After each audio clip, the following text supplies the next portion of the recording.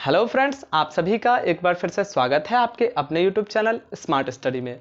दोस्तों, इस वीडियो में हम मॉडर्न हिस्ट्री का पहला चैप्टर यानी कि यूरोपीय कंपनियों का आगमन के बारे में पूरा का पूरा डिस्कस करने वाले हैं।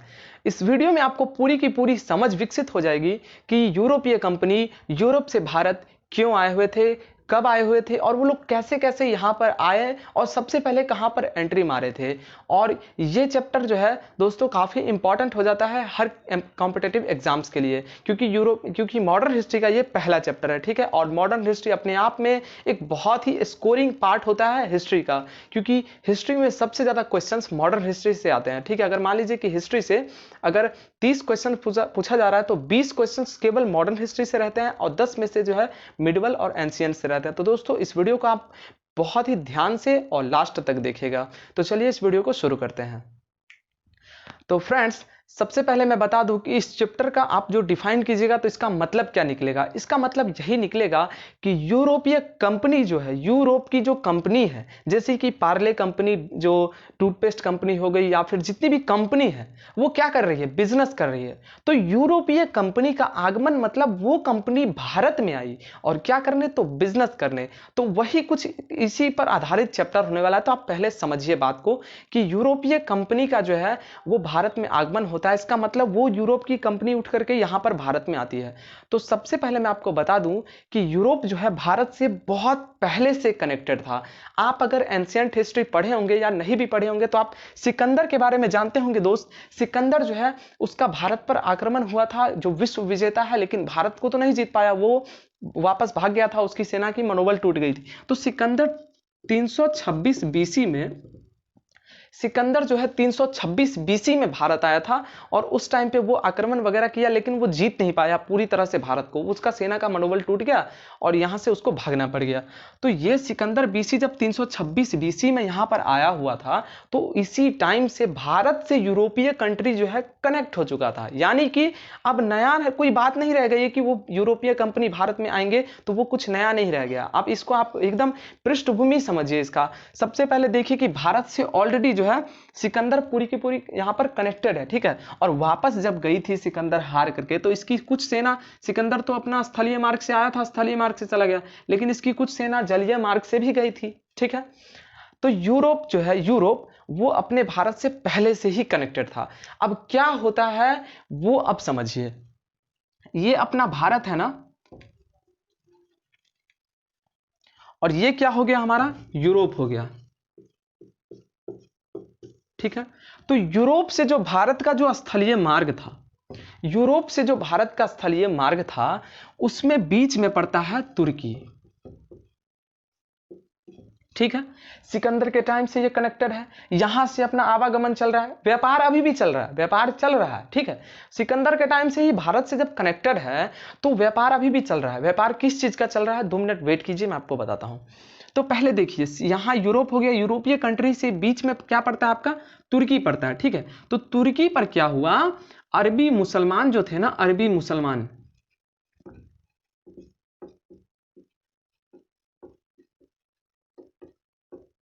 इन्होंने क्या किया, यहां पर अटैक कर दिया। क्या कर दिया, अरबी मुसलमानों ने यहां पर अटैक कर दिया और इस तुर्की के कुंस्तुनतुनिया पर, किस पर, कुंस्तुनतुनिया,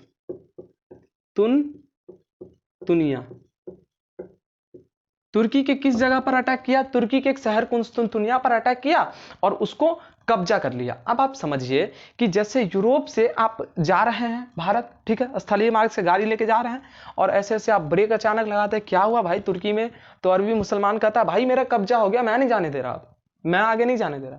तो देखिए, ये तुर्की की कुंस्तुनतुनिया पर अरबी मुसलमानों का कब्जा हो गया, ठीक है। अब ये लोग किसी को जाने नहीं दे रहा था, अब जाने नहीं दे रहा था तो यहां व्यापार तो ऑलरेडी चल रहा था ना, तो यहां जो व्यापार ऑलरेडी चल रहा था तो अब इन लोगों को काफी दिक्कत आने लगा। ये देखिए, ये भारत आ रहा है, ठीक है, ये भारत आ रहा है, बीच में तुर्की के कुंस्तुनतुनिया पर किसने कब्जा कर लिया, अरबी मुसलमानों ने कब्जा कर लिया। अब अरबी मुसलमानों ने जब कब्जा कर लिया तो क्या हुआ कि अब व्यापार में काफी दिक्कत आने लगी। लेकिन समझिए, ये जलीय मार्ग से भी कनेक्टेड था सिकंदर के टाइम से ही, तो ये ना कब्जा हुआ है, ये अरबी मुसलमानों ने कहा स्थलीय मार्ग को, यानी रोड को ब्लॉक कर दिया है। आप जा रहे हैं, पुलवा ब्लॉक है, आगे जा ही नहीं पाएंगे। लेकिन जलीय मार्ग तो अभी भी स्वतंत्र है। तो एक देश है यूरोपीय कंट्री में, इटली, इटली, कौन सा देश? इटली। इटली में क्या था कि माल अभी भी जा रहा है, ठीक है, माल अभी भी जा रहा है। एक जा रहा था फारस की खाड़ी से और एक जा रहा था लाल सागर से। किस किस मार्ग से? एक फारस की खाड़ी, एक लाल सागर। देखिए, स्थलीय मार्ग को ब्लॉक कर दिया गया है। अब इटली में माल अभी भी जा रहा है, मतलब समझिए पूरे बिहार में दारू बंद है। अगर आपके घर में दारू का पूरा ठेका लाके 1 बीघा में ला करके रख दिया, तो अब आप समझिए कि यहां पर अब क्या होगा आगे। तो इटली के पास अभी भी माल जा रहा है, इटली के पास जा रहा है, इटली के पास जा रहा है, दूसरे के पास नहीं जा रहा है। अब इटली क्या किया, वो जो है ना मसालों को, देखिए व्यापार किस चीज का चलता था, अब समझिए ये व्यापार किस चीज का चल रहा था। ये जो आपका यूरोप है, यहां से आपका विषुवत रेखा निकलता है, ठीक है। तो विषुवत रेखा से जितना ऊपर आप जाइएगा उतनी ठंडी पड़ेगी। तो विषुवत रेखा से यूरोप काफी ऊपर आता है, भारत से काफी ऊपर, ठीक है। यहाँ पे तो यूरोपीय कंट्री में काफी ठंडी रहती है। वहाँ जो है यूरोपीय कंपनी नहीं, यूरोपीय देश में काफी ठंडी पड़ती है। अब आप जानते ही होंगे कि ठंडी में क्या होता है। ठंडी में जब आदमी को गरम गरम करना पड़ता है ना, तो गरम करने के लिए वो तो कपड़े वगैरह को छोड़ दीजिए, तो खाता क्या है, तो मांस, मछली, मुर्गा, इस सब का ज्यादा सेवन करता है। तो अब आप बताइए, मुर्गा मीट मांस को अच्छा रखने के लिए मसाले की जरूरत पड़ती है ना, तो गरम मसाला वगैरह भारत समय बहुत ज्यादा मिलता था, तो उसी का व्यापार चल रहा था। अब समझिए कि किसी पिबक्कर के लिए, अगर किसी पिबक्कर का दारू का दुकान वहां पर है और उसको ब्लॉक कर दीजिए, तो उसका तो यार हालत बुरा हो जाएगा, चाहे कैसे भी वो चाहेगा कि हमको चाहिए ही चाहिए।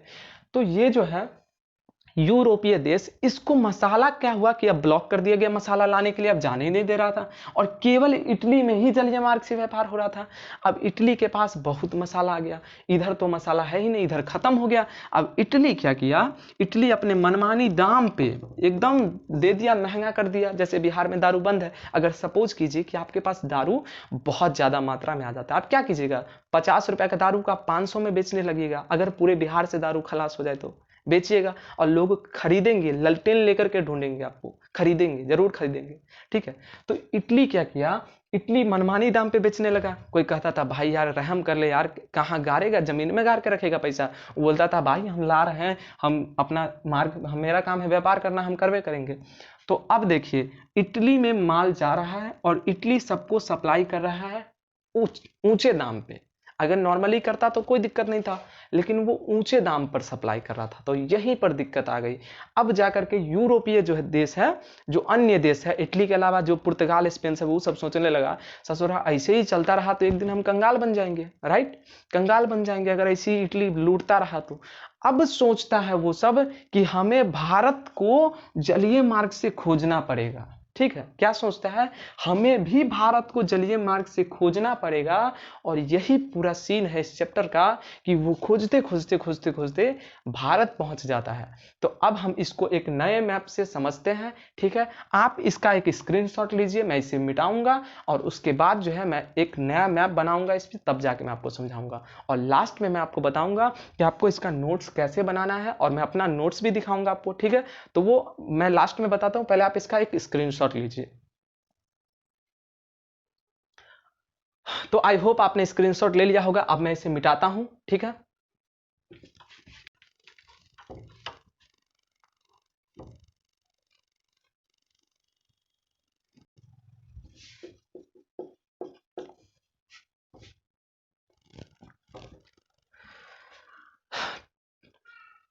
तो फ्रेंड्स मैंने नया मैप ड्रॉ कर लिया है। अब आपको मैं बताता हूं कि यूरोपियों में तो अब खलबली मची हुई है कि साला इटली जो है मनमानी दाम पे बेच रहा है।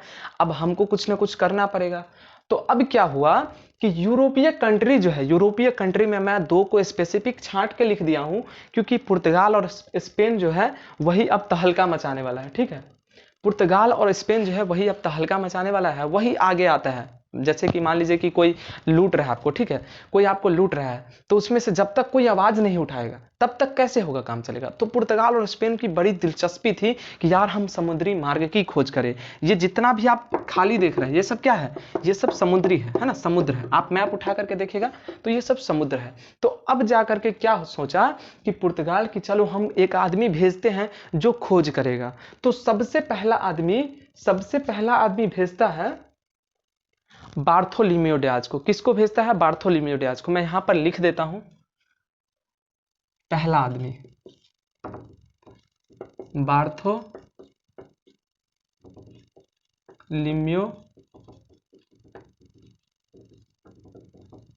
डियाज। देखिए आप लिख लीजिएगा, वैसे मैं आपको यहां पर लिख करके दिखा देता हूं। बार्थोलोमेओ डियाज, देखिए मैं आपको कंप्यूटर से लिख देता हूं बार्थोलोमेओ डियाज। तो यही जो है बार्थोलोमेओ डियाज पुर्तगाल से सबसे पहले पुर्तगाल जो है भेजता है। कौन भेजता है, पुर्तगाल का किंग होगा, उस टाइम पे किंग सब चलता था। तो किंग जो है था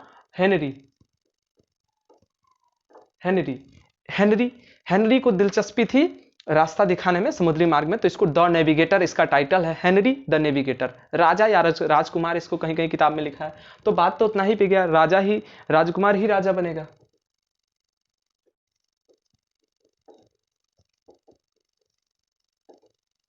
अगर नहीं दिख रहा होगा तो मैं आपको कंप्यूटर से लिख दूंगा जहां जहां नहीं दिखेगा। तो हेनरी द नेविगेटर जो है भेजता किसको है, बार्थोलोमेओ डियाज को, कि ये चाचा जाइए तो तनी खोज के आइए था। तो बार्थोलोमेओ डियाज यहां से अब निकलेगा और वो भारत की खोज में निकलेगा। किसके खोज में, भारत की खोज में। तो वो यहां से निकलता है, यहां पे पहुंचता है। इस जगह का नाम है cap of good hope, CAP, cap of good hope. देखिए ई नहीं दिख रहा है, HOPE, होप, उम्मीद। तो आशा अंतरिक्ष द्वीप इसका हिंदी में नाम है। तो कैप ऑफ गुड होप, देखिए ये बार्थोलोमेओ डियाज निकला कैप ऑफ गुड होप तक पहुंचा। इस ससुरा क्या सोचता है, बाप रे इतना दूर चले आए हैं अभी तक हमको भारत नहीं मिला। अब हम अपना सब रहते तब ना हम इसको बता देते भाई थोड़ा और जा तो भारत मिल जाएगा। अब ये सोच रहा था कि यार इतना दूर आ गया अभी तक हमको भारत मिला ही नहीं, अब हम क्या करें। तो क्या सोचा, नहीं यार मुझे लगता है कि मैं गलत डायरेक्शन में आ चुका हूं। अरे मैं आपको समझाने के लिए बोल रहा हूं, जो भी रीजन होगा। तो बार्थोलोमेओ डियाज क्या सोचता है, यार अभी तक भारत नहीं मिला, अब चलते हैं वापस बोलेंगे कि राजा को कि नहीं मिला है हमें। तो बार्थोलोमेओ डियाज लेकिन एक चीज सोचा कि चलो जितना दूर आया उतना का मैप वगैरह बना लिया जाए। तो जितना दूर आया था यहां से यहां तक कैप ऑफ गुड होप तक का ये एक नक्शा तैयार कर लिया। क्या तैयार कर लिया, नक्शा तैयार कर लिया, और ये वापस लेकर के चला गया। ठीक समझ गए आप। तो बार्थोलोमेओ डियाज कहां तक आया, कैप ऑफ गुड होप तक, और ये नक्शा बनाया और फिर वापस चला गया। ठीक, तो वापस चला गया। अब स्पेन को खबर चलता है ससुरा पुर्तगाल भेजियो दिया आदमी को। तो वो क्या सोचता है कि अभी तक भारत नहीं मिला, अगर हम खोज देंगे तो मेरा नाम चलेगा। अब वो क्या करता है कि फोन करता है अपना भी एक यात्री को फोन करता है, कहता अरे जल्दी जल्दी सामान बांधो, पैक करो, जाओ भारत की खोज में निकलो। तो ये भी क्या करता है दूसरे अब देखिए स्पेन किसको भेजेगा, 2 नंबर पे स्पेन भेजेगा कोलंबस को।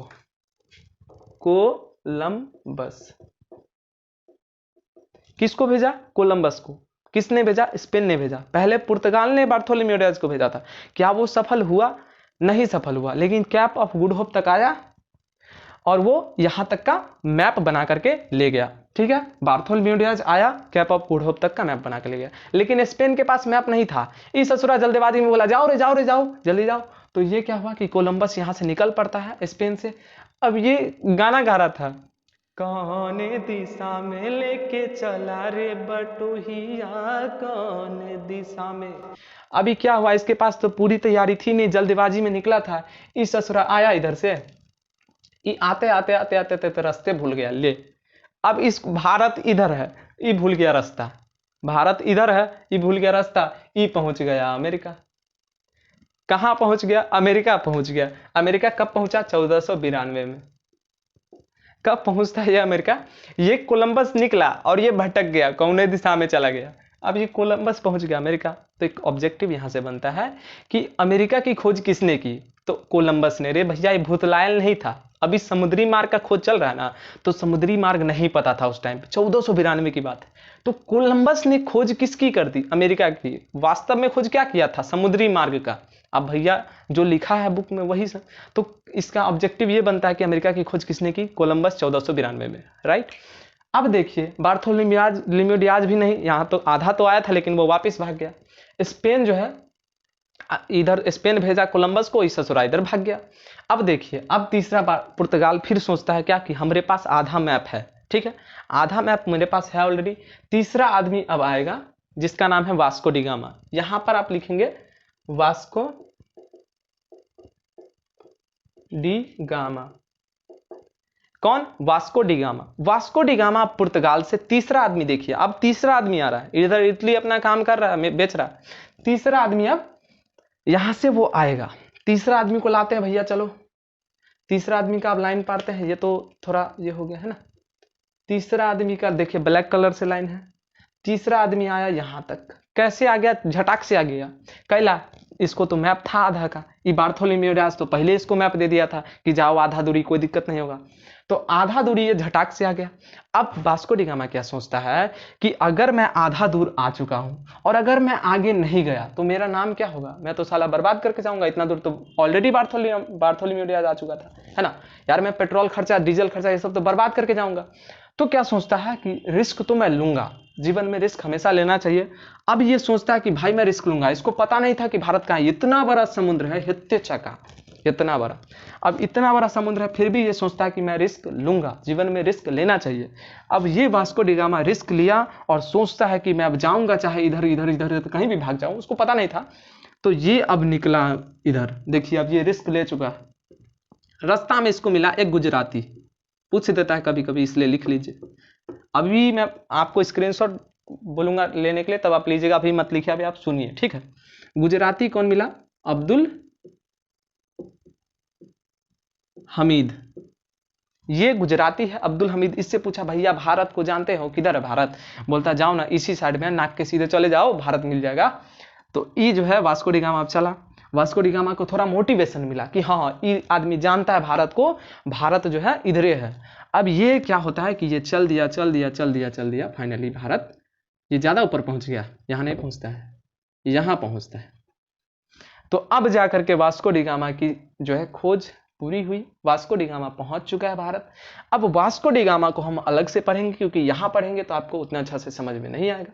अब वास्को डी गामा भारत पहुंच चुका है, इसने जीवन में रिस्क लिया है। दोस्त आप भी अपने जीवन में रिस्क लीजिए, क्योंकि अगर आप अभी ट्राई नहीं किए अपने लाइफ में तो आगे चल के बहुत पछताइएगा। इसलिए आप अपने जीवन में रिस्क लीजिए, रिस्क लेने से डरिए नहीं, ठीक है, सोचिए नहीं, सीधे एक्शन लीजिए। तो अब यहाँ इसका एक आप स्क्रीनशॉट लीजिए, ठीक है, और आगे मैं समझाता हूं आपको। ये अमेरिका है, ये पूरा आप एक स्क्रीनशॉट ले लीजिए इसका। तो आई होप कि आप स्क्रीनशॉट ले चुके होंगे। अब मैं इसको मिटाता हूं, ठीक है।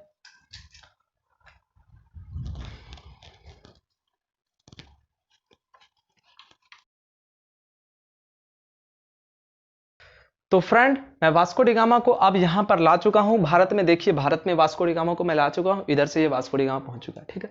अब इसका ऑब्जेक्टिव समझते हैं थोड़ा थोड़ा सा। यहां से देखिए, यहां से मेनली रूप से ऑब्जेक्टिव पूछे जाते हैं कॉम्पिटेटिव एग्जाम्स में, ठीक है, यहां से सब्जेक्टिव नहीं आते हैं। लेकिन आप चैप्टर्स को समझिए, एकदम समझ विकसित कीजिए, आपको रटना नहीं पड़ेगा। अभी तक जो मैंने आपको बताया आपको रटना नहीं पड़ेगा। पुर्तगाल ऊपर में था, पुर्तगाल से पहले आया था वास्को डी गामा, ठीक है, क्विक रिवीजन कीजिए। पुर्तगाल से आया था कौन, सॉरी पहले आया था बार्थोलोम्यू डियाज, ठीक है। सेकंड नंबर में कोलंबस को भेजा, उसे ससुरा भुतला गया, वो चला गया उधर। तीसरा नंबर पे आया वास्को डी गामा, जो अब पहुंच चुका है, इसको हम लाते हैं। ये सब क्यों आया था, इटली की मनमानी दाम पे बेच रहा था, और भी कारण है वो आगे समझते हैं, ठीक है। तो वास्को डी गामा यहां पर कब पहुंचा, डेट पूछता है, तो डेट पूछता है तो 17 मई 1498, ठीक है। कब पहुंचा, 17 मई 1498। आपको गेस करना है कि ये कौन सा राज्य है, आपको गेस करना है ये कौन सा राज्य है। बताइए भारत के सबसे नीचे में बाईं साइड में पश्चिम दिशा में कौन सा राज्य है सही गेस किया आपने, केरल है यहाँ पे। क्या है, केरल। तो केरल के कालीकट बंदरगाह पे, कालीकट, केरल के कहां पर, कालीकट बंदरगाह पे जो है भारत आता है। इस ससुरा तब पूरा इधर उधर भाग गया। केरल के केरल के कालीकट बंदरगाह पर आता है। कौन? वास्को डी गामा कहाँ पहुंचता है? केरल के कालीकट बंदरगाह पे। अब केरल के कालीकट बंदरगाह पे ये कब? 17 मई 1498 को पहुंचा। अब यहां पर उस टाइम पे क्या हुआ करता था? राजा हुआ करता था। तो यहां का राजा था उस टाइम पे जमोरिन। कौन था? जमोरिन। जमोरिन यहां का राजा था। अब जमोरिन ने वास्को डी गामा को बोला आइए आइए, वेलकम वेलकम वेलकम। ठीक है, तो वेलकम वेलकम कर रहा था, उसका स्वागत कर रहा था। ऑब्जेक्टिव बनता है, बताइए, आपसे पूछता हूं मैं कि वास्को डी गामा जब भारत आया तो उसका स्वागत किसने किया और वो कहां का राजा था? सही जवाब केरल, और वो जमोरिन था। ठीक है, तो भारत में जब इसका स्वागत किया गया तो यहां पर ऑलरेडी पहले से व्यापार चल रहा है। मैंने बताया आपको, अरबी वेनिस,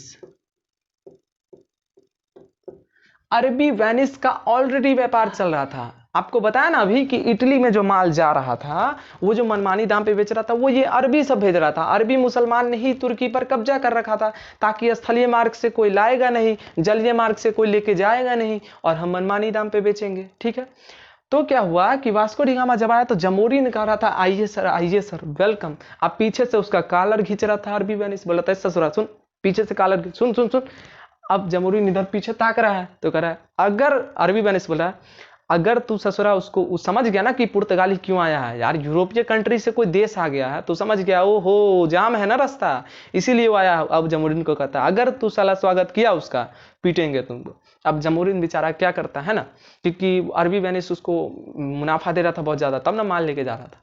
तो पुर्तगाली जो है वास्को डी गामा को बोला स्वागत नहीं करेगा, आया है उसको भेज दो। ठीक है, व्यापारी को अनुमति मत देना। ये वास्को डी गामा क्यों आया था? बेचारा मसाला वसाला खरीदने आया था ताकि हम व्यापार कर सकें। तो यहां पर वो जमोरिन से मांगता रह गया वास्को डी गामा कि हमें व्यापारिक अनुमति दे दीजिए, लेकिन व्यापारिक अनुमति उसको नहीं मिल पाया। ठीक है, तो जमोरिन ने उसको व्यापारिक अनुमति नहीं दी, क्योंकि अरबी वेनिस का ऑलरेडी व्यापार चल रहा था। अब आप एक क्वेश्चन बताइए कि भारत में जब वास्को डी गामा आता है तो वहां पर किसका व्यापार चल रहा था? तो अरबी और वेनिस का। ठीक है, तो अब देखिए यहां पर जो है ऑलरेडी व्यापार चल रहा था, तो इसलिए जो है ये जमोरिन ने उसको व्यापारिक अनुमति नहीं दी, क्योंकि उसने देने ही नहीं दिया। लेकिन हमारा जो है परंपरा रहा है, हमारी संस्कृति है वसुधैव कुटुंबकम, जो आया है हम उसका स्वागत करेंगे, चाहे वो भले दुश्मन ही क्यों ना हो, और जो आया है वो खाली हाथ नहीं जाएगा। तो वास्को डी गामा जो आया था तो उसको खाली हाथ हम कैसे भेज देते? उसको कुछ माल देते हैं, सामान देते हैं। ये जहाज जो है इसका नाम भी कभी कभी पूछ लेता है कि किस जहाज से आया था, तो साओ गैब्रियल जहाज से। बहुत बड़ा जहाज था साओ गैब्रियल, 170 लोगों के साथ आया था।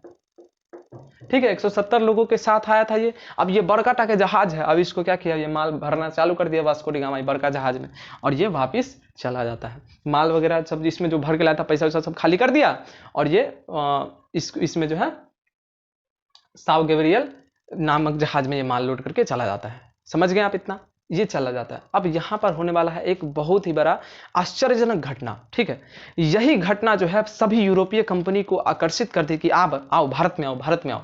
तो ये वास्को डी गामा जब यहां से माल लेकर के वापिस गया और यूरोपीय देश में बेचा, यूरोपीय देश में बेचा, उस टाइम पे थोड़ा दाम भी बढ़ चुका था, है ना, इटली ने बढ़ा दिया था ऑलरेडी दाम मसालों का, लेकिन वो नॉर्मली नेचुरली ही बेचा।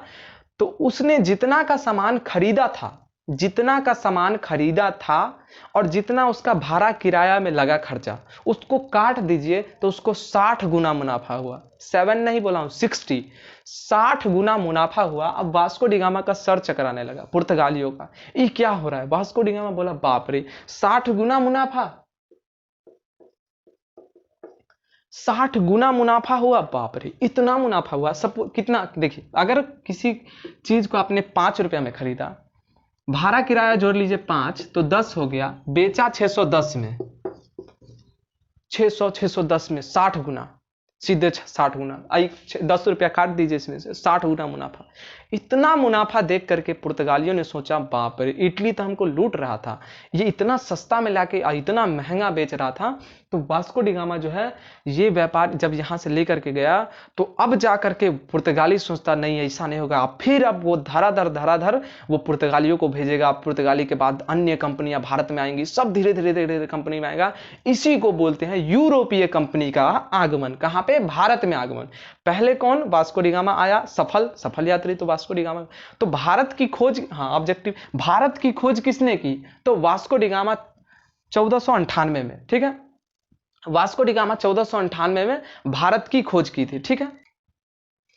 तो वास्को डी गामा ने भारत की खोज की, ये ऑब्जेक्टिव आता है। लेकिन भाई भारत भूतलायल नहीं था, समुद्री मार्ग का खोज किया। अमेरिका भूतलायल नहीं था, कोलंबस ने समुद्री मार्ग की खोज की थी।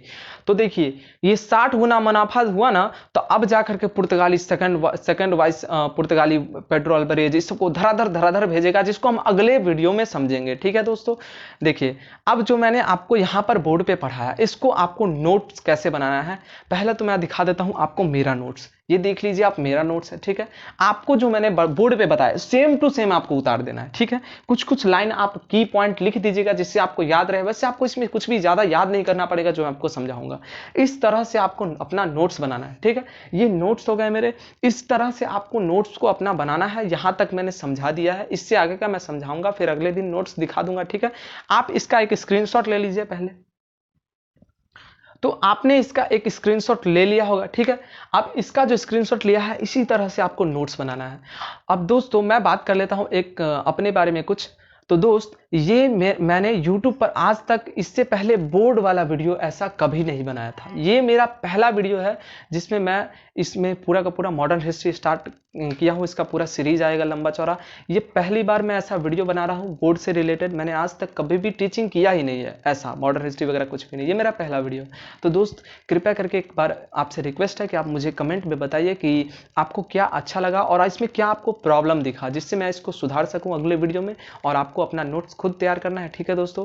तो चलिए दोस्तों, आशा करते हैं कि आपकी तैयारी काफ़ी अच्छी चल रही होगी और मैं भी उसमें कुछ आपका योगदान कर सकूं। तो चलिए दोस्तों, मिलते हैं इसका अगला वीडियो में। जय हिंद, वंदे मातरम, बाय बाय।